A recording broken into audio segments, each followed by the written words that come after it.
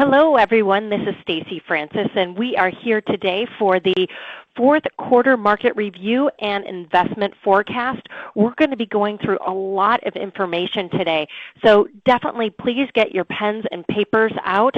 Also, don't worry, I'll be sure to send you a copy of the presentation so you can go back and review any slides that you'd like a little bit more information on. So welcome, welcome, welcome. Happy New Year. Happy 2018.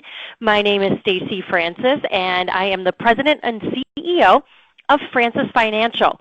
We're an independent, fee-only wealth management firm. I started it 15 years ago, and we've gone from a solo firm to an ensemble with a fantastic group of financial planners and investment advisors so that we can help our clients make the right decisions, the best decisions for them and their loved ones.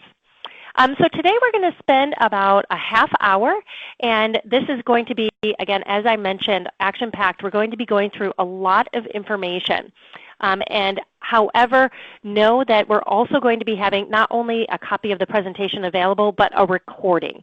And that recording, too, will be available. We'll get that up within the next couple of days. And we'll be sure to send that out to all of you, as well as go ahead and put it out to our entire client list. Really helpful because you'll see that we're going to be going through quite a bit of information.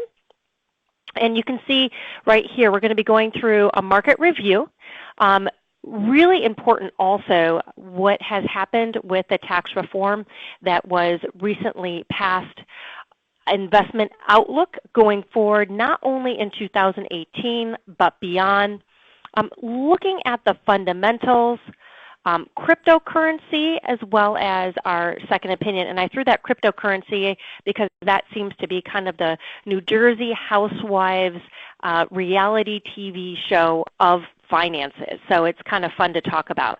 And a little scary too, So let's talk a little bit about the market review. And in particular, we have here the essentially entire year in review brought up by a few headlines, a few front pages of magazines. But what I have to say through all of these things, a lot of doom and gloom forecasts that were made throughout all of 2017. Tensions in North Korea, natural disaster. We can see deep, deep, deep political divisiveness, something that we haven't seen in our country for many decades, at least of this extreme nature. However, we saw a booming, and may I underscore the word, booming stock market. We also saw a continued strengthening economy and sharp increase in investor optimism. And how did that play out? Well, it played out very positively for the market. And you can see here we had a phenomenal return. In all of 2017, we saw posting come December 31st, 2017, a 21.13% return in U.S. stocks. International developed stocks, 24.21%. The star performer, the most MVP of all of the stocks out there were those that hailed from emerging market countries. And you can see a return of over 37% in a 12-month period. That's really phenomenal, That's essentially over a 3% return each month. And then we have our important steady Eddie, essentially cushioning airbag of the portfolio, our U.S. bond market workhorses. And those didn't fare badly at all, despite their kind of what many people think of as not so exciting nature. They still posted a very respectable 3.5% return, 3.54% return. So there's a lot going on in the market. As far as what does that really mean? What does that look like? How did the market perform? Well, it wasn't necessarily a beautiful projection straight up. If you go to this next page, something that we can see here very clearly is that starting in the beginning of the year, January 1st, 2017, all the way through till the end of 2017, that 12-month period, we saw some ups and downs in the market. But despite some really frightening and upsetting headlines, so in May, Trump firing Comey amid the Russian investigation, we didn't see a huge downturn there. It's actually quite little. Then we had some concerns specifically that I know we all still worry about with North Korea launching their first ever intercontinental ballistic missile. That too, in July, had a little bit of a downturn, but not the downturn I think that many people had feared. What this very busy slide shows, and again, what this is showing you, everything in the black is good news. Anything that's in the teal is showing you essentially those big headlines of last year that were so scary. But ultimately what this is showing us is that the volatility that we have seen in the past is not necessarily the volatility we're seeing now. In fact, if you take a look at the lower left-hand side of this screen, I think this is the best chart. It's the little one. It's the little one, but it tells you all the way back to 2000, the volatility of the market. And you can see that big drop in 2008, quite a bit of volatility. And then we have shaded in blue for you to really focus on, well, what does it look like in 2017?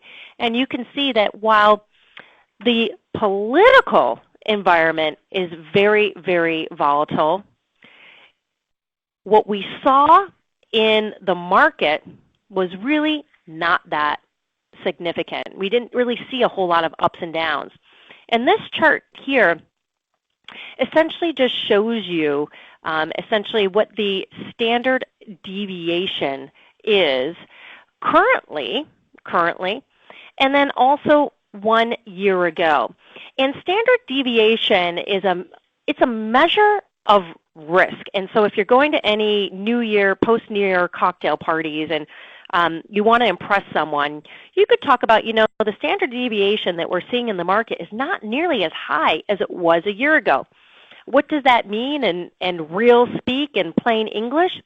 Essentially, we're not seeing as much up and down, as much volatility today as we saw a year ago. And how do you read that from this chart with lots of little dots? In fact, it kind of looks like, for Samantha, one of those connect the dots exercises that she gets at school. But let me show you how to read this. So this is 1 year ago that we have in this tan color. And you can see the deviation is much higher than the colors we see currently in that darker, more navy blue color. For all of these different asset classes, the deviation, standard deviation, was significantly higher just 1 year ago. And this right here is developed international. Here we're looking at U.S. stocks, U.S. bonds. Again, much higher deviation a year ago. Higher deviation also in high yield. High yield bonds are also known as junk bonds. Emerging market debts, we're also seeing higher standard deviation. And then higher deviation a year ago in commodities. So again, not only in stocks are we not seeing as much volatility, also particularly in bonds, we're not seeing nearly as much volatility either. So let's take a look at what happened specifically in the fourth quarter. We just went through the whole year for 2017, and if you recall, U.S. stocks had over a 20% return, international developed almost 25%, and emerging market stocks, again, the star performers, over 37% return. Here we're seeing that a lot of those returns occurred in that fourth quarter of the year, a real red hot quarter. In fact, you can see that the star performer, no news to me, is again emerging market stocks. Emerging market stocks in that three-month period went up over 7%. Then we had our next number 2 coming in, U.S. stocks posting over a 6% return, followed, nothing to sneeze at, nothing to really get too upset about, a hefty over 4% return over those 3 months that was posted from Developed International. The U.S. bond market, well, that's a little bit more sleepy. Definitely a little bit more sleepy during the fourth quarter. We didn't really see too much of a return there. And as we see the stocks in particular, one of the questions you may have is why U.S. stocks really performed so well in the fourth quarter. And it really comes down to a lot of pieces with improving numbers with the economy, but it got an extra push. It got an extra push with the passing of the Republican tax bill that we all know as the Tax Cuts and Jobs Act. So that is essentially why in the fourth quarter, U.S. stocks did so well as we saw things going forward.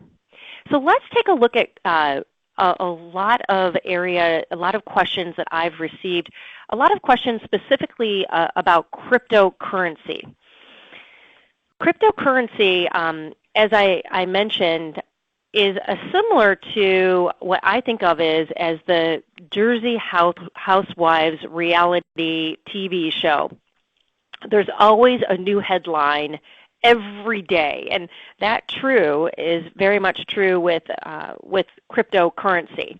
And if anything, investing in cryptocurrency, I believe that those people who are big investors most likely are also bigger consumers of Alka-Seltzer. Why? Because I have to tell you, Bitcoin, some of the other names out there, it's not the path to happiness. In fact, this is me not worrying about Bitcoin. We've gotten a lot of questions about Bitcoin. Where's it going? Is it really a good investment? Should I buy now? Well, my response to that is that Bitcoin is actually not an investment. Bitcoin is a speculation. It's a speculation. And what do I mean by that? Well, investing is long-term, thinking long-term for your portfolio in securities that you can research and that have transparency that you can see into and understand what is driving the ups and downs of the value. Well, with Bitcoin, that's not necessarily something that you can say about that type of investment. In fact, here we are. This is looking at some of the price movements of Bitcoin going all the way back to 2017, so the beginning of last year. So the beginning of the year, you can see that the returns that we have looked at. This is actually, I apologize, this is 1 week. It's from November 12, 2017, all the way through December 27th, 2017. I see that we've flipped those numbers, and I almost had to go back to my my numbers of trying to remember what was the week where we saw the most significant changes. This is where we saw a huge amount of a change, and here it went from $6,000 back in mid-November when we started to get all of those questions and those calls from clients, all the way up to a peak of almost $20,000. And then more recently, we've seen some crashing, some recovering, and some crashing. This is a problem. I mean, we've seen Bitcoin drop essentially 25% in 5 days, from 19,000 to 14,000 before jumping back to 16,000 that following week. And so what I tell people, the question of, should we invest in cryptocurrency, my answer is this. You should pretend that you've already lost your money. And whatever dollar amount you feel comfortable sleeping at night saying, I have lost XYZ amount of money. Maybe even picture yourself taking that wad of cash, putting it in your garbage can and setting it on fire. Whatever dollar amount, you're going to be able to sleep at night and know that you're completely fine and financially set, and it's not going to impact your long-term financial plan. That is the dollar amount that you can invest in any of these cryptocurrencies, such as Bitcoin, Ethereum, Ripple is another. My husband and I are one of those people that you may fantasize being. We bought Bitcoins back when they were $10 a Bitcoin. And I remember having this conversation with him that I didn't quite understand what these were, and that this was the biggest gamble he had ever had done. We agreed it was okay, and we agreed it was okay because it was $10 for each one. So we treated this money as not even existing. Now the positive is that, guess what? There is some good coming from Bitcoin. And what that is we just donated one of those Bitcoins to a really important charity, Savvy Ladies, which teaches women about money. So all this craziness in Bitcoins, know that there's some silver lining stories too. People are actually starting to donate Bitcoins to charity. And if anything, talk about a gamble, making a gamble into a good thing.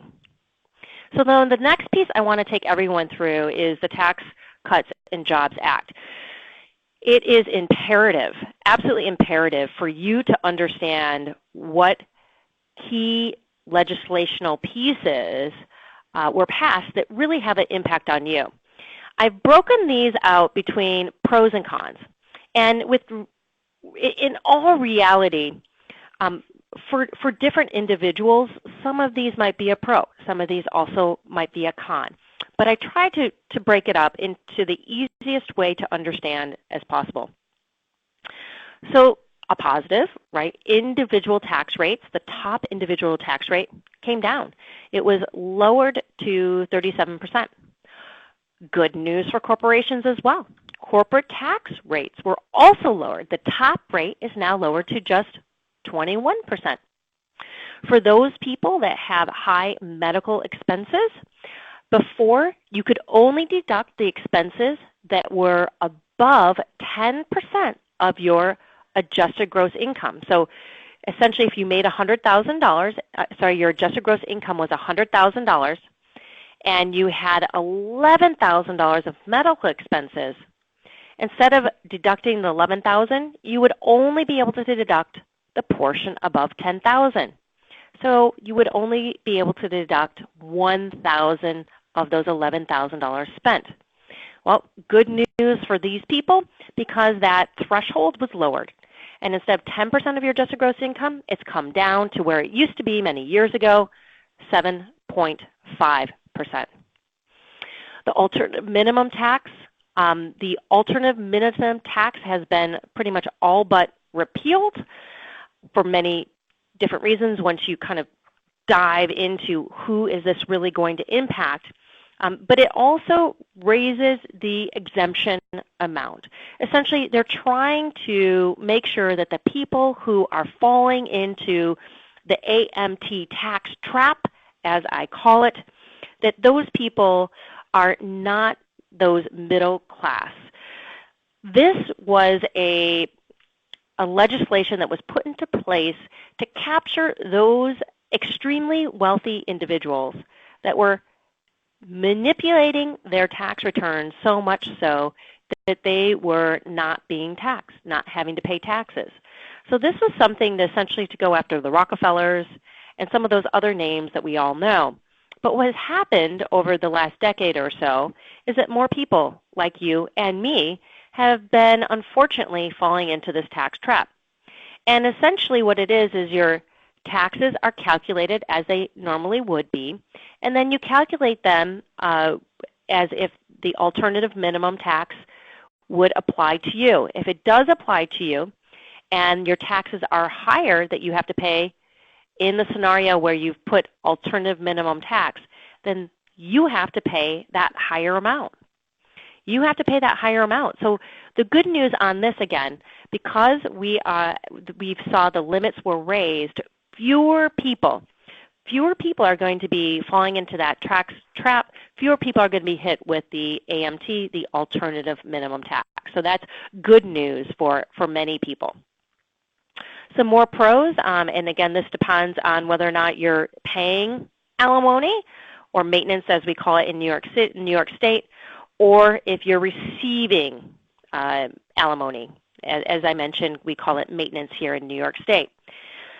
Now, for many women who do receive alimony, the news of having alimony non-taxable to them was a big win-win. However, there's a few things that we need to consider.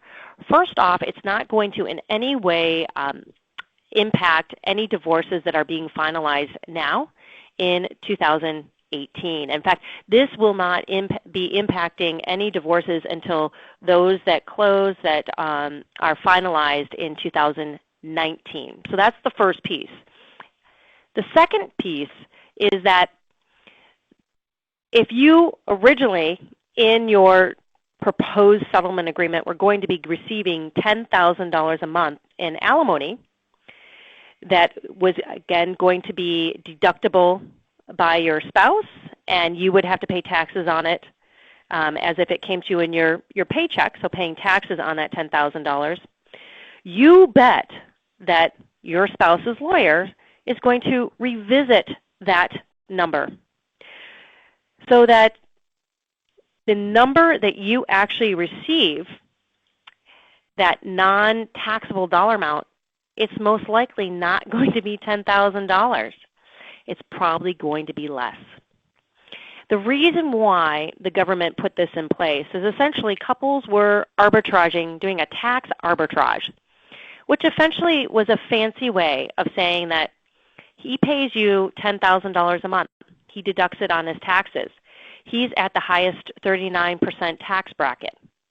You receive that $10,000.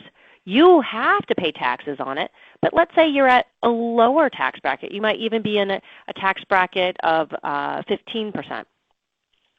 So you can see that between the two of you, he's deducting a larger amount. You're having to pay taxes on a smaller amount. The government realized that they were losing millions and millions of dollars of revenue because of this. So that's why they closed this tax loophole. The problem, as I see it, is that it's not a win-win for the alimony the person who's receiving alimony. You're going to get less in alimony because overall, this tax arbitrage opportunity is now gone. So there's actually fewer dollars supporting these two households. The second piece is that this is also really hurting families. Families, if you think about it, are really who are going through the divorce process, who are newly divorced and beyond, are financially strapped significantly.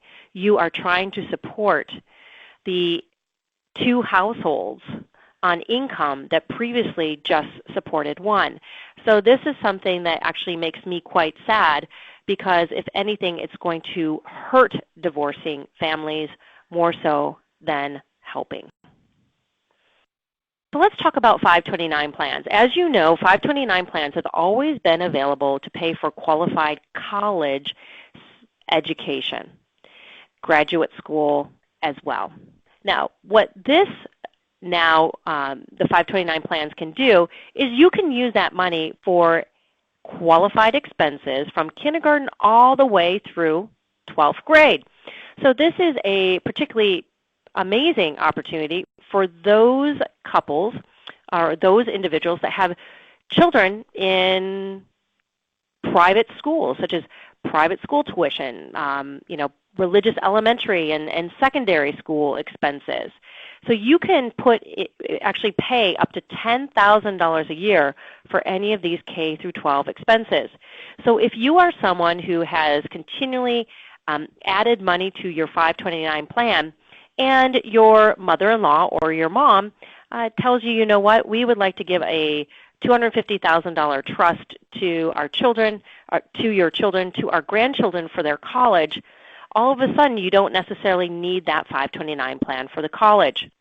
So here is an opportunity where you can use it and be more flexible to use it for K through 12 expenses and be able to use a trust maybe that another family member has left to the children, maybe an inheritance, and that can be used for college. So there's a lot of really unique planning pieces here for individuals, in particular for 529 plans.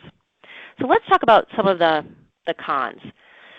This is a big con. Your state, local, and real estate tax deductions on your federal return are reduced. You can only deduct up to $10,000 in state, local, and real estate taxes combined. Now currently, there's no cap. And this reduction is especially painful for New Yorkers. And it's because we often pay very high state and city taxes. And also because real estate is so darn expensive here, we also pay higher real estate taxes. So this is a big ouch.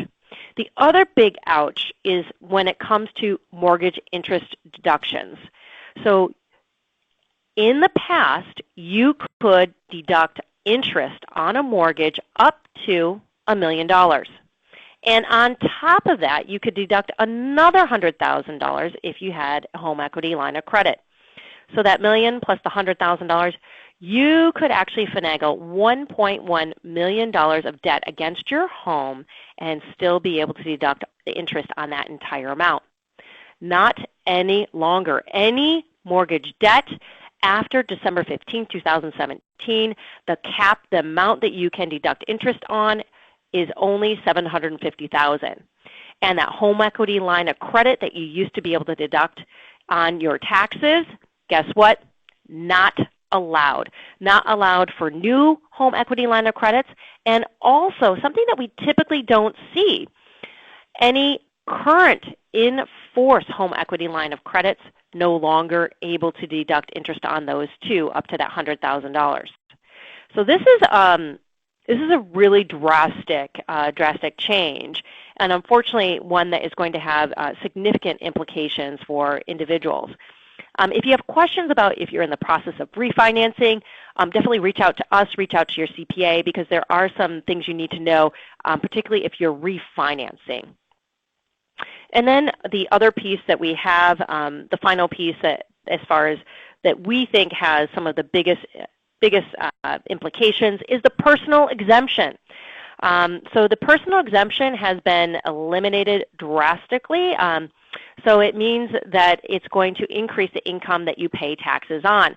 Now, what the government did to try and appease those individuals, so instead of being able to take a personal exemption for each one of your children, let's say you have 2 children and then yourself, so you would be taking 3 exemptions, one for you, one for each of your children.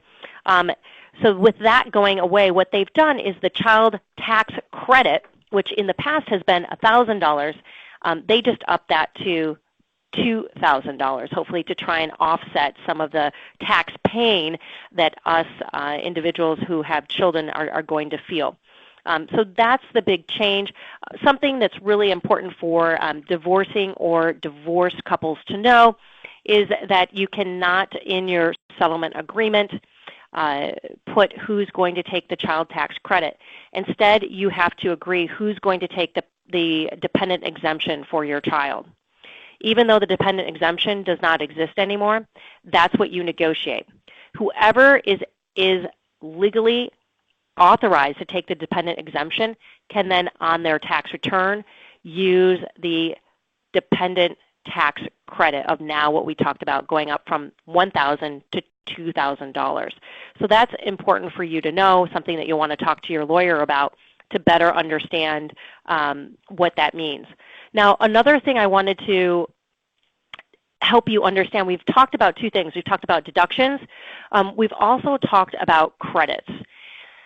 And let me just try to explain the difference between the 2.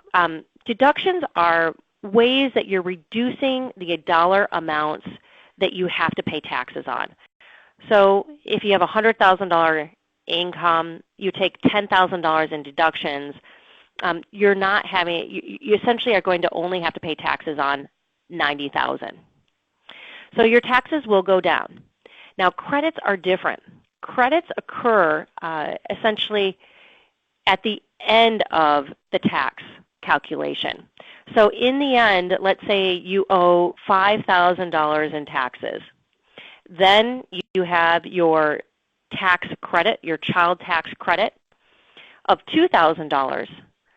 So $2,000 minus your tax credit of $5,000 of your that you owe in taxes minus the $2,000 child tax credit, you now are only going to owe $3,000. So that's how credits work, is they are a credit against the taxes that you'll owe in the future. Taxes you owe in the future. Whereas again, deductions are just reductions of the amount of income that you have to pay taxes on. What's more valuable? Well, credits are, because credits reduce the amount you owe in taxes, dollar for dollar. Instead of $5,000 in taxes that you had to pay, because of that credit of $2,000, dollar for dollar reduction, you only have to pay $3,000.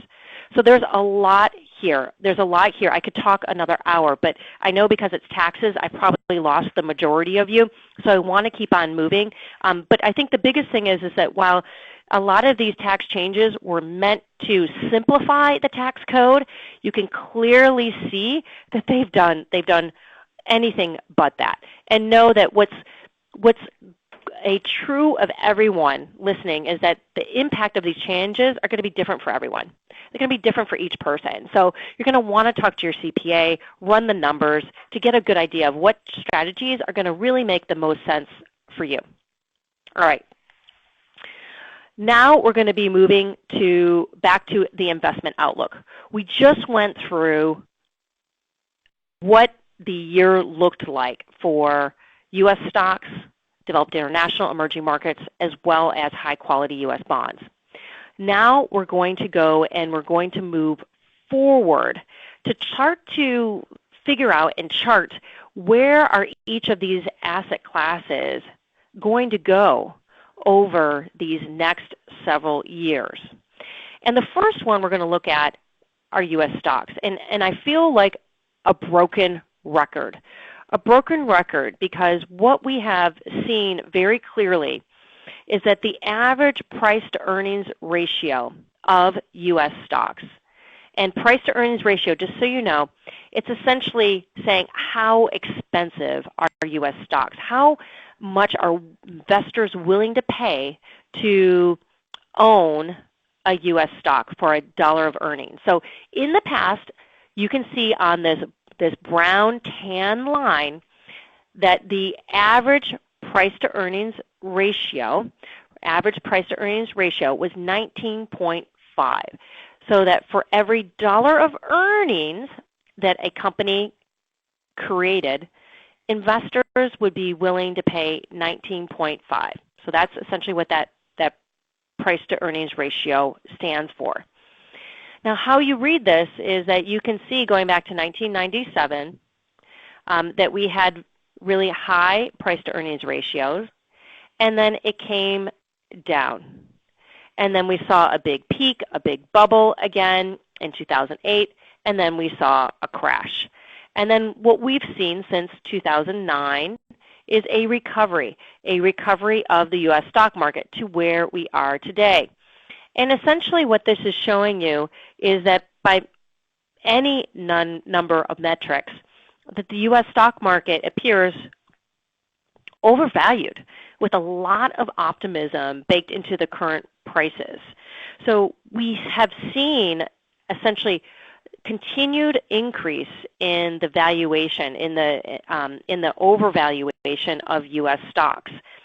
Now, we were much more worried about this, let's say 3 months ago, than where we are today. And there's a couple reasons for that. And one of the biggest reasons is because of the recent Tax Act being proposed. The recent Tax Act essentially gives this bull market, it gives it more legs. So worries about seeing the market come down in the relatively near term, ourselves, our research partners that we work carefully with and very closely with, all of us know that essentially the time period that we have of this bull market, it's going to continue longer because of this essential tax boost to the economy. So what about economic conditions? How are things looking now? So right here is a really interesting chart, and it shows you essentially where we saw precursors to recessions. And so essentially you can see these big drops and then the resulting recessions right after. Again, here we are essentially in a situation where the economic variables, and that's what this line is, the economic variables are very, very positive. When you start to see these economic variables drop, as we've seen 3 times recently in history, and in the late 80s, we saw it again in the early 2000s, economic variables dropping, and then also as we saw leading up to 2008. That's when we saw resulting recessions. What these latest readings are showing us is that current economic conditions are still favorable. We are not expecting a recession in the near term. Again, boosted by this very economically positive, at least from the market's perspective, with the Tax Reform Act. Now, we just talked a little bit about the U.S. market. I also want to take a moment or two to also look at international. So international, we went back to that earnings per share. And remember, earnings per share is a fancy way of saying how overvalued or undervalued are stocks. And just as you would when you walk in at Talbot's, you might have some of their newer spring line already in stores, and you bet that that's going to be priced higher. Whereas if you go in the back, you might see some holdovers from winter or maybe even fall. And those are going to be priced at a much less expensive, probably even some sales there. So what we're seeing here is we see essentially that from 2011, we saw quite a bit of losses, particularly in developed international. We also saw in emerging markets. And so the opportunity to buy things at a low cost, buy things on sale, is significant for developed international. It's even more exciting for emerging markets. So this is where we are seeing all of the opportunity, because developed international and emerging markets are really priced below where we've seen them historically. That is also part of the case of why we've seen such unbelievable returns from these two asset classes, particularly this last year in 2017. Now this next chart, essentially it's showing you from 2005, essentially a lot of volatility, the global financial crisis, the Eurozone debt crisis. There's a lot of geopolitical risk that you can see here. And this is a chart, again, that is measuring not the stock market, it's measuring geopolitical risk. And I love this chart because it shows that while there's a lot of risk, a lot of issues globally, what has happened to the market over this time period ending from late 2008 onwards, you can see that the stock market has actually continued to increase. And let's go to essentially the fundamentals, because ultimately that's what investing is all about. It's the fundamentals, and it's understanding what happens if there is a market downturn. What do I do? And here are essentially 6 different times when we saw significant losses. We went all the way back to the market crash of 1987, even as recent as 2008. And I wanted to focus on these two. Us as New Yorkers particularly feel these probably more so because many of us lived through them, being residents of the downtown area or in other areas of New York that were impacted. So you can see after the terrorist attack of 2001, where were we a year later? Well, the market had pretty much recovered. We only were 1% below where we were a year before. After 3 years, the market had rebounded by 4%. And look at this. After 5 years, the market had rebounded by 81%. Now, September 2008, bankruptcy of Lehman Brothers and the resulting chaos that occurred afterwards. A year after that, we were up 4%. 3 years, we were up 12% from that low and up nearly 50% from that low 5 years before. And ultimately, what this tells us is that the market rewards discipline. And this is a nice chart. It shows you that had you had $1 back in 1970, now a lot of people were discoing and John Travolta as well, but had you invested that $1, what would be the value today? The value today would have been a hefty $48. And the reason why I wanted to show this is that we included within here all of the scary headlines that we lived through essentially over these last almost 50 years. And you can see very clearly that despite all of these geopolitical, very upsetting, concerning, difficult events, that investing in the market is the best way to long-term wealth. And that markets always reward discipline. That discipline of staying in the market no matter how scary the headlines are. And this is one of the quotes that I think is something that we all should remember.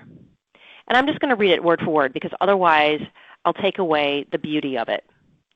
Reacting to market downturns, market drawdowns, by moving your cash is like swerving your car after you've hit a pothole. It won't help you fix the damage that's already done to your car. It's likely to cause a new accident or problem in the future. Dan Egan, who is the Director of Behavioral Finance and Investing at Betterment, knows that pulling your cash after hitting a market pothole and seeing the market go down is the equivalent of swerving your car that we all know if you do on the highway, unfortunately, you've just increased your risk significantly of doing more damage, of even creating an accident like we see here. So what can you do? Well, the best thing you can do is focus on what you can control. Market volatility is part of investing.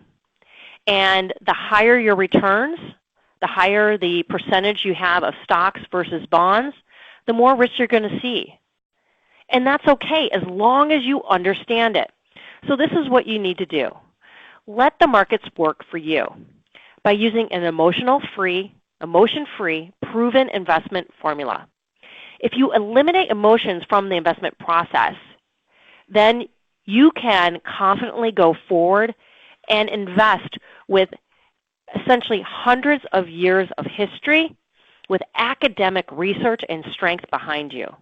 I don't know about you, but that gives me a heck of a lot more peace of mind. Another thing you can control is controlling how much you pay in costs, how much you pay in taxes.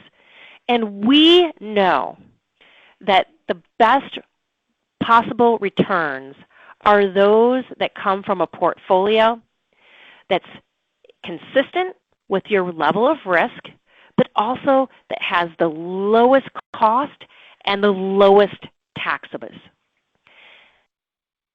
And a couple other things here.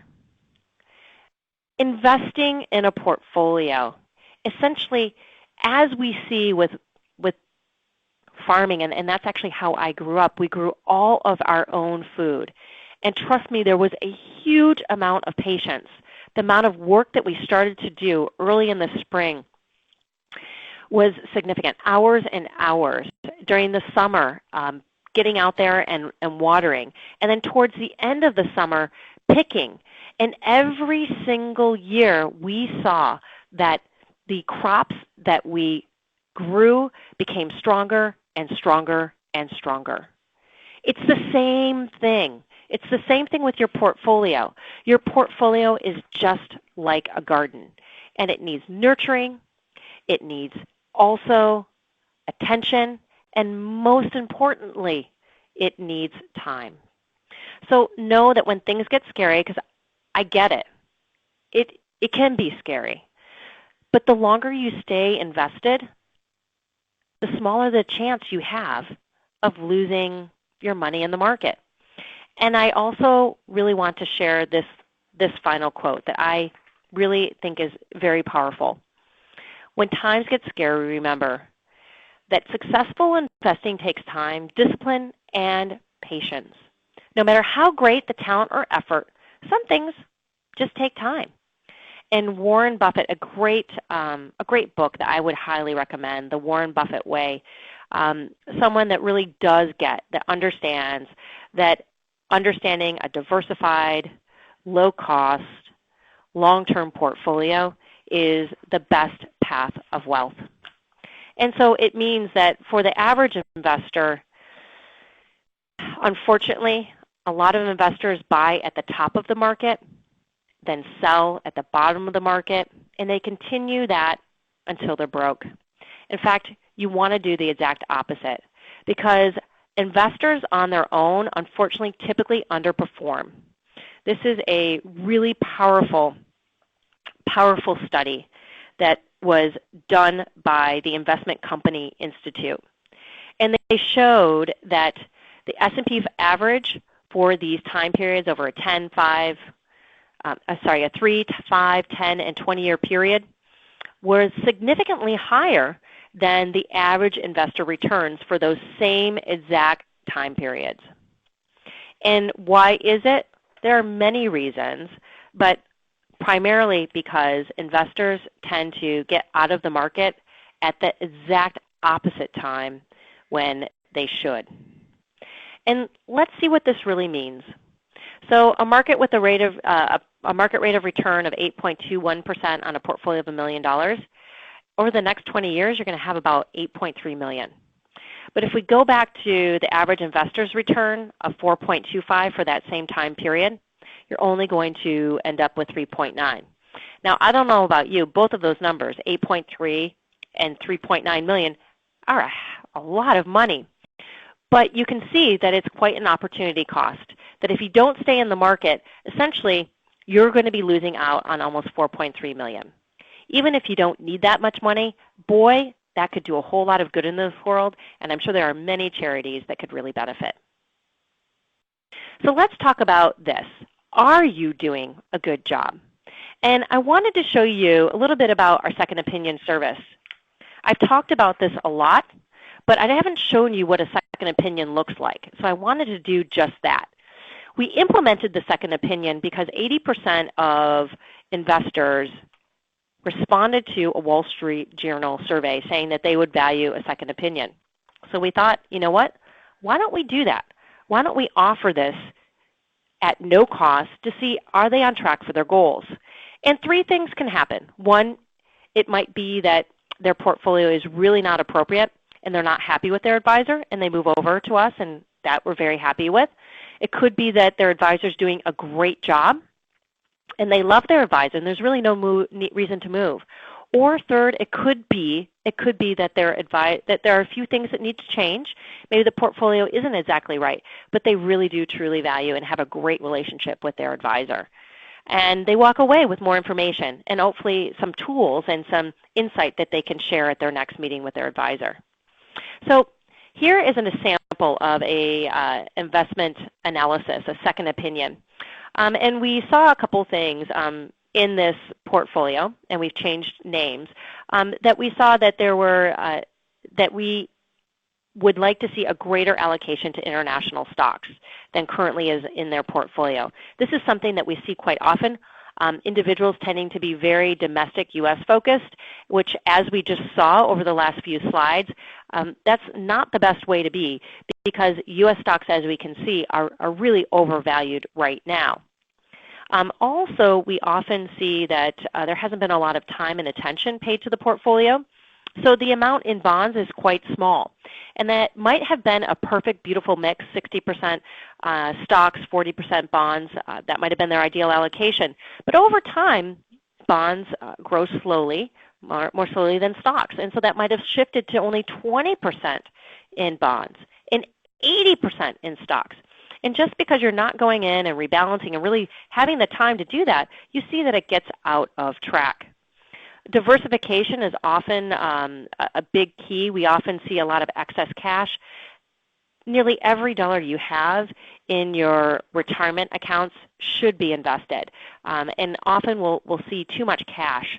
And often we also see bonds that are sensitive to interest rates. And this is really important, especially because as interest rates rise over the next couple of years, you're going to see significant losses in your portfolio.